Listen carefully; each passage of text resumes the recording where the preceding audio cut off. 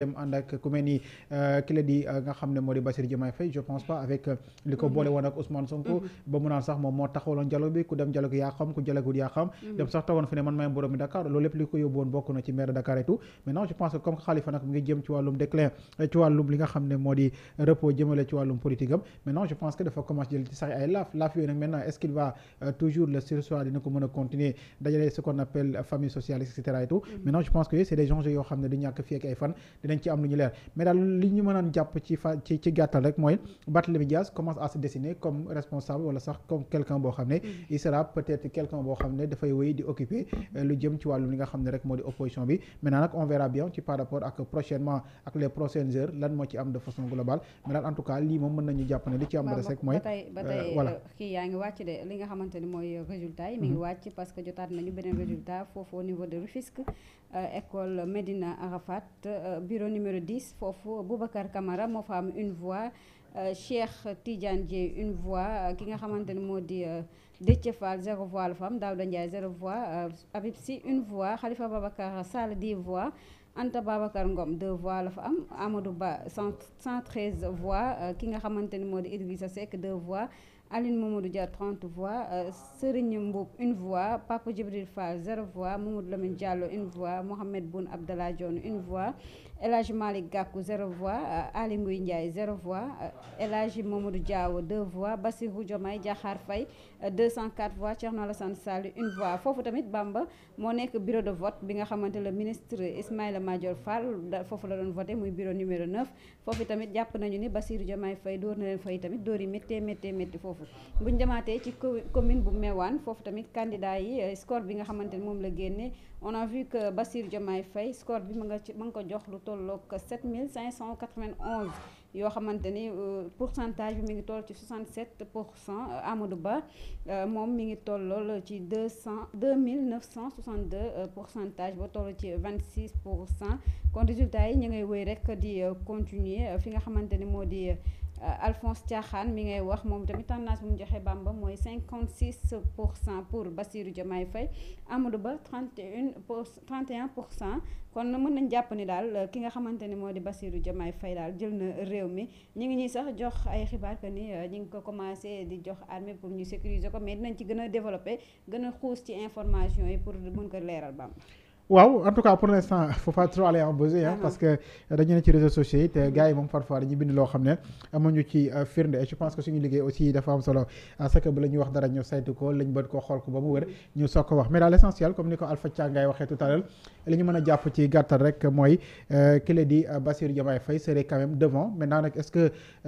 candidat wu mel ni ba Amadou Ba dina am possibilité mën ko dabu fii kii li nga xam ne moo di dans les autres localités parce que résultat yi aussi jeexagul et je pense que fu mel ni États-Unis ñoom je pense que bu fekkee tëj na seen bureau de vote yaakaar naa yàggul parce que déjà dañ leen raw ci temps bu bëree bëri maintenant je pense que loolu il faudrait ñu prendre en compte mais daal li ci am lu des rek mooy lépp nañ ko def dans la sportivité parce que gis nga Ablaye Wade bi ko président Macky gagné daf ko woo teel ko woo félicité ko am na yenn résultat moom yaakaar naa ne boo ko amee rek pour nga mën a jotaat ni ki ça risque vraiment d'être complet et je pense que Bassirou Diomaye Faye a largement dépassé les 50% maintenant on parle de 56% selon Alphonse Diakaye voilà il a imposé largement Saint-Louis Bassirou Diomaye Faye moo fa gagné Touba également moo fa gagné Ziguinchor moo fa gagné Bignona Bassirou Diomaye Faye moo fa gagné Kaolack Kolda Bassirou Diomaye Faye moo fa gagné Thiès également Bassirou moo fa gagné Dakar ak Louga foofu yëpp Bassirou Diomaye Faye daal dinay ravager lépp waaye Amadou Ba fii rek la remporté muy Fouta moo fa gagné Fatick également moo fa gagné Kaffrine Amadou Ba moo fa gagné ak Tambacounda loolu daal moo waral ñu ne 56% Bassirou Diomaye Faye moo gagné li nga xamante ni moo di élection mu nekk première tendance bi nga xamante ni moom daal la ñu fiy daal di joxe même Anta Babacar Ngom mi nga xamante ni rek sax doon na voté foofu ca diwaanu école bu Ngalandou Diouf foofu tamit Bassirou Diomaye Faye moo ko fa rek duma yi métti loolu. waaw moom sax mu ngi def benn tweet je pense wala ci page Facebook am moom Anta Babacar Ngom moomee nee na félicitations à monsieur Bassirou Diomaye Faye pour sa victoire incontestable urgence communiquée félicitations à monsieur Bassirou Diomaye Faye pour sa victoire incontestable qui est le fruit de la volonté des Sénégalais. Le peuple a parlé et nous respectons pleinement sa décision démocratique. Je souhaite à monsieur Faye plein succès à la tête du Sénégal et après son mandat apportera prospérité et harmonie à notre nation. coono mu mel nag moom ay kàddoom leer na nañ mooy mu ngi félicité Bassirou Diomaye Faye ginnaaw tendance yi nga xam ne am na ko dafay wéy di firnde que ne moom mais dina wéy di doon ab président de la République. Karim Wade justement il vient juste de nous envoyer benn tweet xam naa on va essayer justement ñu xool ko bu ko defee ñu xool lan la ci dëxëñ moom Karim Wade nag xam nga du ñàkk ne après di yàgg dina ñëpp si ginnaaw ànd naag Diomaye ba fi ñu toll nii ñu ngi naan gañe naa gañewul mu ngi noonu tweet boobu également ñu yaatal ko Mambari moom nee na déclaration de Karim Wade chers compatriotes je félicite chaleureusement Bassirou Diomaye Faye pour sa victoire éclatante dès le premier tour de l'élection présidentielle. Nos concitoyens ne sont pas laissés manipuler par de bases manœuvres visant à fausser la sincérité du scrutin. La démocratie a gagné. Je remercie de tout cœur les militants et les sympathisants du Parti démocratique sénégalais et de ses alliés de la coalition Karim 2024 dont les votes ont été essentiels. Notre participation à ce tournant historique exprimant clairement notre désir commun d'un renouveau et d'un avenir meilleur pour le Sénégal. Nous devons être conscients de la responsabilité qui nous incombe à tout temps casse-tête de nos futurs. Cette victoire n'est pas une fin en soi, elle est une première étape qui nous permettra de marcher ensemble, unis par le même désir de justice, de transparence, d'égalité pour notre pays. Nous, Sénégalais, devons nous réconcilier et laisser de côté nos différences pour œuvrer ensemble de la construction du Sénégal de demain. Cela nécessitera de notre part un engagement sans faille et un travail acharné. Nous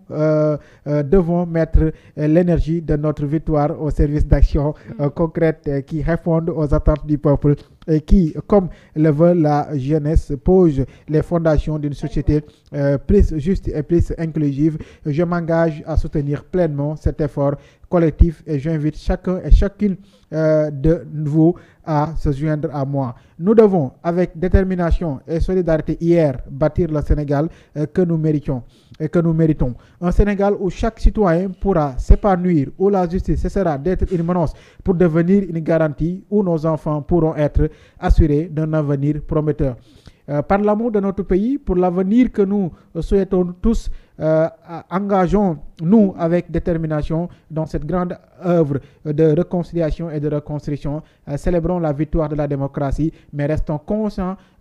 de la longue route qui nous attend. Le Sénégal nous appelle à l'action, répondons présent avec espoir et courage. En avant pour un Sénégal renouvelé et uni. Vive la démocratie, vive le Sénégal, vive l'Afrique. Karim Wade mu doon ab tweet boo xam ne daal boo koy tënk moom Karim Wade moomee mu ngi woo daal ay militants ak ay sympathisants ñu daal di doon former ab bloc doon benn di féliciter également Bassirou Diomaye Faye ci victoire bu am solo bi nga xam ne jot na ko am tey ci ngoonu li nga xam ne rek moo di élection présidentielle du 24 mars 2024 moom nag nee na daal Sénégal gi nga xam ne ñun ñëpp ñoo ko bokk war nañu def kéemtalaay kattan ba lu jëm ci wàllum justice lu jëm ci wàllum équité ñëpp dafay nekk loo xam ne rek du ab moomeel boo xam ne nguur gi da koy jël di ko faral di ko jëfandikoo ci ay noonam mu mel ni moom Karim Wade moomee daal fu ñu toll nii xam naa ne li nga xam ne jot na ko bind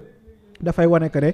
soo moytuwul daal moom ay fan yu néew dina daal di teg tànkam fii ci diwaanu Sénégal parce que loolee lay woy di annoncé que ne le travail continue et puis mi ngi ñaax ay nitam waaye xaw na tontuwaale tuuti ñi génnoon fan yi nga xam ne sax dañu waxoon que ne daal ñoom ànduñu benn yoon ci dogal boobee nga xam ne Karim jël na ko ñenn ñi sax naan dafa daal di dem rek imposer dooleem ci ki nga xam ne moo di papaam nga xam ne xamatu lu bëri ci wàllum langue politique en tout cas mu mel ni ku leen di xaw a tontu na leen daal ñu yéen ñu yem seen i ab ànd rek moom xam lu ñu leen waxul it te ñu réglé mu doon ay kàddu yoo xam ne yëkkati na ko ginnaaw bu mu ko defee léegi nag jàppal ne tweet boobee am na toll ci 7200 vues en quelques minutes déjà mu doon loo xam ne rek certainement du ñàkk ne dinañ ci dal di dellu soir bu baax Mambari. alors tontu boobu nag Bamba ñëpp a ngi ko doon xaar ndax sax ginnaaw bi nga xamante ni moom Karim Wade annoncé woon na fi ab plainte Madiambal Diagne tamit gis naa mu tweeté moom tamit di tontuwaale ki nga xamante ne moo di Karim Wade nee na Karim Wade annonce de porter plainte contre Amadou Ba et Madiambal Diagne moom Madiambal nee na j'espère qu'il aura le courage de venir au procès plutôt que de continuer à mener des combats par procuration,